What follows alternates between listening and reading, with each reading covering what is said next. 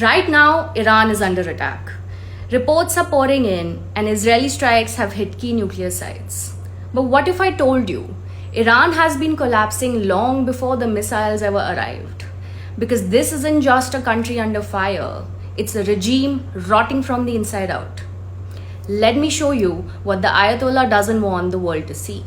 Over 60% of Iran's mosques are now closed.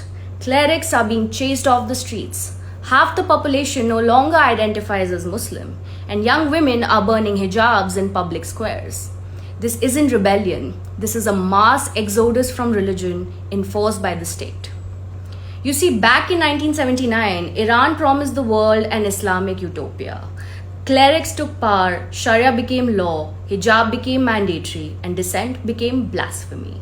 4 decades later, youth unemployment is over 27%, inflation at 45%, women are jailed for showing hair, and protesters are executed after 15-minute trials, and people are selling kidneys to survive.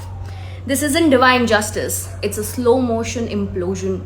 It started with a woman, Mahsa Amini, killed for not wearing a hijab properly in 2022. What followed? 350 cities erupted in protests. 328 civilians were killed. Over 14,000 were arrested. And still, they kept going. Women burned their hijabs. Teen girls shouted down clerics. And grandmothers joined the marches. Their chant, woman, life, freedom. That is the anthem of a dying theocracy. Let's talk the numbers the regime desperately wants to hide.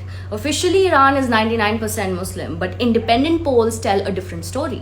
Only 40% still identify as Muslim. 47% say they've left the religion. Among 20 to 29-year-olds, it's over 52%. That's not religious revival. That's spiritual rebellion. People are turning to agnosticism, atheism, ancient Persian faiths, Zoroastrianism, anything but state-mandated Islam. The world is watching Iran's nuclear sites, but they've missed the real bomb.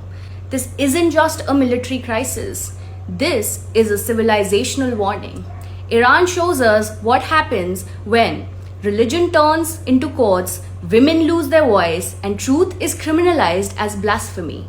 You don't need bombs to destroy a nation. You just need to hand it over to the clerics. The Ayatollah's regime isn't just under attack. It's actually being rejected by its own children. Because when you try to rule through fear and God, you eventually lose both. And when karma comes for theocrats, it doesn't knock, it levels the door.